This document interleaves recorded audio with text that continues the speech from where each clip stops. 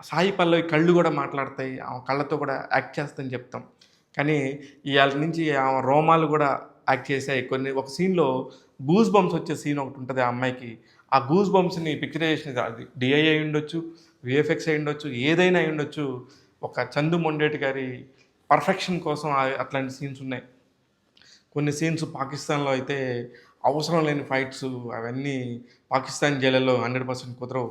ఇకపోతే పాకిస్తాన్ జైళ్ళలో ఉన్న జైలు అధికారులు గూడా మంచివాళ్ళే అన్నట్టుగా చూపించారు. అది నిజంగా కూడా ఎక్కడైనా కరెక్ట్ అది.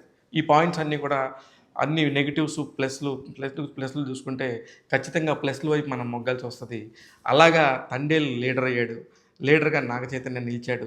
ఇవాళ రోజున ఈ సినిమా ఖచ్చితంగా బ్లాక్ బస్టర్ విజయంగా ముందుకెళ్తుంటంలో ఎటువంటి సందేహం లేదు. ఇకపోతే దేవిశ్రీ ప్రసాద్ గారి మ్యూజిక్. అసలు ప్రేమికులిద్దరు కనబడితే ఆయన ఎలాగా ఒక బీజీఎంతోని ఆట ఆడుకుంటాడో అలానే ఆట ఆడుకున్నాడు. కాపోతే 'నమో నమో' పాట దగ్గర మాత్రం సాయి పల్లవి ఇరగదీసేస్తే నాగ చైతన్య జస్ట్ అనుసరించాడు తప్ప అది కూడా ప్రయత్నం చేశాడు. అంతకంటే పెద్ద అద్భుతాలైతే చేయలేదని చెప్పుకోవాలి.